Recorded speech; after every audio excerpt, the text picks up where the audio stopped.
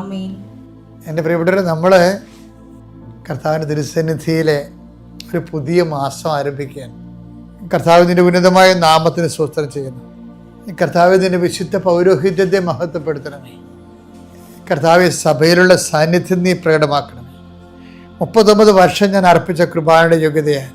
കൃപാസനത്താറെ ജീവനോടെ പ്രത്യക്ഷപ്പെട്ട പരിശുദ്ധ അമ്മയുടെ മാധ്യസ്ഥതയിലെ കൃപാസനത്താറെ നടന്നിട്ടുള്ള 10,000-കണക്കിന് ആരാധന ശക്തിയാൽ ഈ പ്രാർത്ഥനയിൽ പങ്കെടുക്കുന്ന മക്കളുടെ കുടുംബത്തെ ആശീർവദിക്കുന്നു.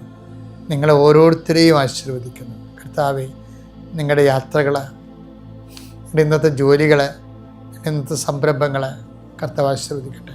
നിങ്ങൾ ഏത് വിഷയത്തിലാണ് ഏറ്റവും കൂടുതൽ സങ്കടപ്പെടുന്നത്, ആ വിഷയത്തിനുമ്പോൾ ദൈവിക തീരുമാനം ഉണ്ടാകുക. നിൻ്റെ കഴിവിനേക്കാൾ ഉപരി ദൈവത്തിൻ്റെ കൃപ അതിൽ പ്രവർത്തിക്കട്ടെ. ദൈവമേ, സാമ്പത്തികം വരയുന്നവരുണ്ട് ഈശോയെ. സാമ്പത്തിക ഭാരങ്ങൾ കൊണ്ട് കർത്താവെ, ഒത്തിരി ഒന്നല്ല പലതരത്തിലുള്ള ആശങ്കകൾ കൊണ്ട് മനസ്സ് മടുത്തവരുണ്ട് ഈശോയെ. കർത്താവ് അവരെ നീ ആശീർവദിക്കണമെന്ന് പ്രാർത്ഥി. പുതിയ വഴികൾ കാണിക്കണേ ഈശോയെ. മക്കള് വഴിപിഴച്ച് പോയതിൽ സങ്കടപ്പെട്ട് കുടുംബം ജീർണിച്ചിരിക്കുന്നവരുണ്ട് ഈശോയെ. ജീർണിച്ച കുടുംബത്തിൽ നിന്ന് എങ്ങനെയെങ്കിലും ചാടി ഇറങ്ങിപ്പോയാൽ മതി അച്ഛാ. പുറത്തൊന്നും കുഴപ്പമില്ല അച്ഛാ, എന്ത് സന്തോഷമാണ്. ഞാൻ എൻ്റെ വീടിൻ്റെ അകത്തോട്ട് കയറുമ്പോഴാണ് എല്ലാ പിശാചും ഒരുമിച്ച് കയറി എന്നെ പോലെ. എനിക്ക് വീട്ടിൽ കയറാൻ പോലും തോന്നണില്ലെന്ന് പറയും സങ്കടപ്പെട്ട് നിലവിളിക്കുന്നവരുണ്ട്. കർത്താവേ, നീ അവരെ സന്ധിക്കണമേ എന്ന് പ്രാർത്ഥിക്കുന്നു. കർത്താവേ, മനുഷ്യനെ കൊണ്ട് പരിഹരിക്കാൻ പറ്റാത്ത അവസ്ഥ ഉണ്ട് ഈശോയെ. എല്ലാമൊക്കെ ഉണ്ട് ഈശോയെ, പക്ഷെ സമാധാനമില്ല, സന്ധിപ്പുമില്ല. സങ്കടം കൊണ്ട് വിഷമം നിറഞ്ഞ് വിഷമിച്ചിരിക്കുന്നുണ്ട് ഈശോയെ. എൻ്റെ കർത്താവിൻ്റെ ഉന്നതമായ നാമത്തിൽ, സഭയുടെ അധികാരത്തിൽ, കുരിശിൻ്റെ അടയാളത്തിൽ, ദൈവശക്തിയാൽ നിൻ്റെ യാത്രയെ ആശീർവദിക്കുന്നു.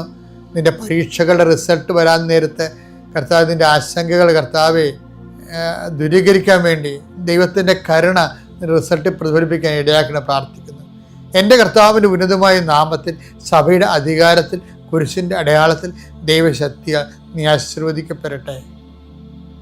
കർത്താവ് നിത്യരോഗികൾ, നിത്യകിടപ്പുകാർ, ജീവിതത്തെ നിരാശയോടെ കാണുന്നവർ, കർത്താവ് ബൈസ്റ്റാൻഡേഴ്സായിട്ട് നിൽക്കുന്നവരുണ്ട്, രോഗികളെ ശുശ്രൂഷിക്കുന്നവരുണ്ട്. അത് കാരണം ഒരിടത്തും പോകാൻ പറ്റണില്ലല്ലോ, തങ്ങളുടെ ജീവിതം തളച്ചിട്ട് പോയല്ലോ, ജീവിതം തീർന്നല്ലോ, അവർക്ക് ജീവിതമുണ്ട്, ഇവർക്ക് ജീവിതമുണ്ട്, എനിക്ക് മാത്രം ഇല്ലെന്ന് ഓർത്തുകൊണ്ട് സങ്കടപ്പെടുന്നവരെ കർത്താവെ, അവരെ നീ പൂർണ്ണമായിട്ട് ഏറ്റെടുക്കണം പ്രാർത്ഥിക്കുന്നു. അവരുടെ കാലിൽ നടന്നാൽ കർത്താവെ അവർ കയറി വരത്തില്ല, അവർ നീ എടുത്തുകൊണ്ട് നടക്കണമെന്ന് പ്രാർത്ഥിക്കുന്നു. എൻ്റെ കർത്താവിൻ്റെ ഉന്നതമായ നാമത്തിൽ, സഭയുടെ അധികാരത്തിൽ, കുരിശടയാളത്തിൽ മക്കളില്ലാത്തവരും വിവാഹം ഒത്തുവരാത്തവരും ജീവിത പങ്കാളിയെ കിട്ടാത്തവരുണ്ട് ഈശോയെ. 10-40 വയസ്സ് 35 വർഷം കഴിഞ്ഞാലും ജീവിത പങ്കാളിയെ കണ്ടെത്താൻ കഴിയാത്തവർ, അത് ഭയങ്കര ദാരുണമായ ഒരു അവസ്ഥ, ദുരന്തമായിട്ട് സമൂഹത്തിൽ തുടരുകയാണ് ഈശോയെ. ജീവിത പങ്കാളിയെ കിട്ടാത്തവർക്ക് ജീവിത പങ്കാളിയെ കിട്ടാൻ വേണ്ടി പരിശുദ്ധ ദേവമാതാവിൻ്റെ നാമത്തെ അവരെ മാധ്യസ്ഥ അവരെ ഈശോ നാമത്തെ പ്രാർത്ഥിക്കുന്നു. Lord Jesus Christ, pour out your spirit, touch with the fire finger, soak with the precious blood. Lord, infuse your spirit, Lord, infuse your spirit of power and grace. എൻ്റെ ജീവിതത്തിൽ കുറച്ച് അബദ്ധങ്ങളൊക്കെ സംഭവിച്ചിട്ടുണ്ട്. ഞാൻ അതിനെക്കുറിച്ചൊക്കെ എപ്പോഴും തേങ്ങും. ഒരിക്കലുണ്ടല്ലോ, ഒരു അമ്പലപ്പുഴയിരിക്കുമ്പോൾ ഒരു വലിയ, അപ്പോൾ ആൾക്കാരെപ്പോഴും ഇങ്ങനെ ഇടിച്ചു കുത്തുന്ന ഇന്നത്തെ പോലെ കൃപാസന പോലെ ചിട്ടയൊന്നുമില്ല. ഇടവക നമുക്ക് ധ്യാനകേന്ദ്രം പോലെ ചിട്ട ചെയ്യാനൊന്നും പറ്റില്ല. എല്ലാവരും വരും, ഇടവക്കാരും വരും, അല്ലാത്തവരും വരും. അവരെപ്പോഴും ഇങ്ങനെ മുറി നിറഞ്ഞു നിൽക്കും.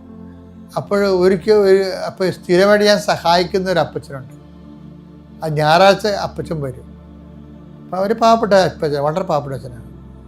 അപ്പോൾ ഒരു ദിവസം, അപ്പോൾ എൻ്റെ മനസ്സ്, ഞാനാണെങ്കിൽ കുർബാന കഴിഞ്ഞ് കുർബാന 9 മണിയാകുമ്പോഴാണ് തീരണത്.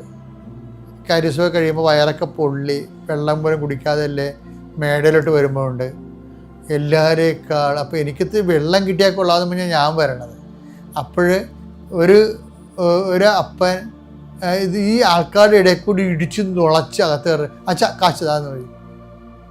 അച്ഛാ അങ്ങനെ കൊടുക്കണതാണ് ഞാൻ എപ്പോഴും. പക്ഷേ എനിക്കെന്തോ ഒരു അനുചിതമായിട്ട് തോന്നിയിട്ട് ഞാൻ നിങ്ങളെ ഇറങ്ങി പുറത്തു നിന്ന് പറഞ്ഞു. പിന്നെ ഞാൻ അയാളെ കണ്ടിട്ടില്ല. കുറേ നാൾ കഴിഞ്ഞപ്പോൾ അയാളുടെ ഒരു മകൻ എന്നെ കാണാൻ വന്നു. ഞങ്ങൾ സംസാരിച്ചിരിക്കുന്ന സമയത്ത് പറഞ്ഞ് അച്ഛാ അപ്പച്ചൻ മരിച്ചുപോയെന്ന് പറഞ്ഞു. അപ്പോൾ ഞാൻ സാധാരണ അപ്പച്ചൻ മരിച്ചുപോയ ചിലർ അങ്ങനെ പറയാറുണ്ടല്ലോ. പിന്നെ ഞാൻ മനസ്സിലാക്കി എടുത്തതെന്ന് വെച്ച് കഴിഞ്ഞാൽ, അന്ന് അദ്ദേഹം എന്നോട് പോയിട്ട് പിന്നെ അദ്ദേഹം ജീവിച്ചിരുന്നില്ല. അദ്ദേഹത്തിന് ഞാൻ ഈ ആളൊന്ന് ഒഴിഞ്ഞിട്ട് പൈസ കൊടുക്കാൻ തീരുമാനിച്ചിട്ടുണ്ടായിരുന്നു. പക്ഷെ അത് പറയാനുള്ള ധൃതി അയാൾ എനിക്ക് തന്നില്ല, എനിക്കും അത് കിട്ടിയില്ല. ഞാനാണ് എൻ്റെ ബോഡി വളരെ ടയർഡായിട്ട് നിൽക്കുന്നത്. ഞാൻ എന്നെ നീതീകരിക്കുകയില്ല, പക്ഷെ അതിൻ്റെ അപ്പുറത്ത് ഞാൻ വളരേണ്ടതായിരുന്നു. അതെനിക്കൊരു പശ്ചാത്താപമാണ്. ഇങ്ങനെ അത് പക്ഷേ ഞാനത് ഇപ്പോൾ റെക്ടിഫൈ ചെയ്യുന്നുണ്ട്. എന്താണ്, അത്ര അപ്പച്ചന്മാരെ കണ്ടാലൊക്കെ അങ്ങോട്ട് ചോദിച്ചു സങ്കടം തീർത്ത് വിടും. എന്താ കാര്യം, പഴയൊരു പശ്ചാത്താപമാണ്.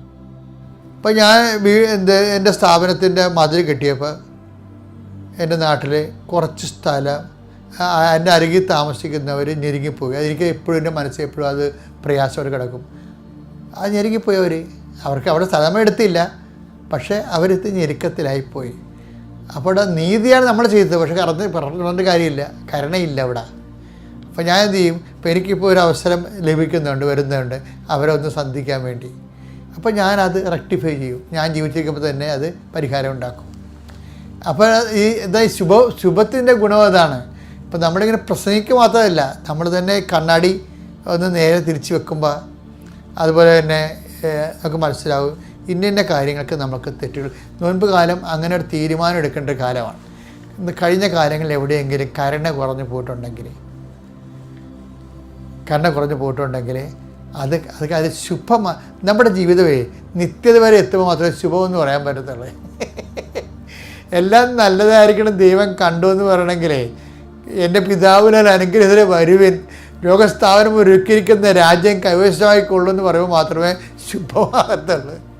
ഇപ്പോൾ ക്രിസ്ത്യാനിയുടെ ജീവിതം അങ്ങനെയാണ്. കാര്യം എന്താണ്, ക്രിസ്തു നിത്യതയ്ക്ക് വേണ്ടി കൂടിയാണ്. ഈ ജീവിതത്തിന് വേണ്ടി മാത്രമാണെങ്കിൽ നമുക്ക് ക്രിസ്തുവിൻ്റെ ആവശ്യമില്ല ശരിക്കും പറഞ്ഞാൽ. അതുകൊണ്ട് പൗരസ്ത്യം ചോദിക്കണേ എന്താണെന്ന് പറയാം, 1 കൊരിന്ത്യർ 15:19 ഈ ജീവിതത്തിന് വേണ്ടി മാത്രം ഈ ജീവിതത്തിന് വേണ്ടി മാത്രം ക്രിസ്തുവിൽ പ്രത്യാശ വച്ചിട്ടുള്ളവരാണെങ്കിൽ നമ്മൾ എല്ലാ മനുഷ്യരെയും നിർഭാഗ്യരാണ്. അപ്പൊ തന്നെ നിങ്ങൾക്ക് വ്യത്യാസം മനസ്സിലായില്ലേ? ക്രിസ്തുവിൽ നമ്മൾ പ്രത്യാശ വെക്കണത് ഈ ജീവിതത്തിന് പ്രാധാന്യമില്ലെന്നൊന്നുമല്ല ഞാൻ പറഞ്ഞത്. ഈ ജീവിതത്തിന് അതിൻ്റെതായുള്ള പ്രാധാന്യമുണ്ട്. പക്ഷേ ക്രിസ്തുവിൽ നമ്മൾ പ്രത്യാശ വെക്കണത് ഈ ജീവിതത്തിന് വേണ്ടി മാത്രമല്ല, പിന്നെ എന്താണ്, നിത്യജീവിതത്തിന് വേണ്ടിയാണ്. ഈ നിത്യജീവിതം, ഇപ്പം ഞാൻ മാതാവിനെ പ്രത്യക്ഷീകരണം നേരെ കണ്ട ആളാണ്. അപ്പോൾ നിത്യജീവിതം എന്താണെന്ന് അതിനെക്കുറിച്ച്, നിത്യജീവിതത്തിന് ശേഷം മനുഷ്യൻ എങ്ങനെ ഇരിക്കുന്നതിനെക്കുറിച്ചൊക്കെ എനിക്കും ഒരു ധാരണയുണ്ട് ആ വിഷയത്തിൽ. അപ്പോൾ അതുപോലെ തന്നെ ഈ ക്രിസ്തുവിൻ്റെ കൂടെ നമ്മൾ നിത്യതയിൽ സ്വർഗീയ ശരീരങ്ങൾ പ്രാപിച്ച് കർത്താവിൻ്റെ നിത്യസന്തോഷത്തെ പ്രവേശിക്കുക മാത്രമേ ശുഭമാകത്തുള്ളൂ. മനസ്സിലായില്ലേ? അപ്പോഴാണ് ദൈവം പറയണത് എല്ലാം നല്ലതെന്ന് കണ്ടെന്ന് പറയണത്. കാര്യം അപ്പോഴാണ് അതുകൊണ്ടാണ് ഈ ജീവിതത്തിൽ സുവിശേഷപരമായിട്ട് ശുഭമാകാത്ത കാര്യങ്ങളെല്ലാം നമ്മൾ ആക്കാൻ വേണ്ടി ശ്രമിക്കണം. അത് മറ്റുള്ളവരുടെ ജീവിതമായാലും നമ്മളുടെ ജീവിതമായാലും എപ്പോഴും അതായത് ഒന്നും കടങ്ങൾ ഉണ്ടാകാതിരിക്കാൻ നോക്കണം. ദൈവദൃശ്യനിധിയിൽ നമ്മൾ പിരിയുമ്പോൾ കടമുണ്ടാകരുത്.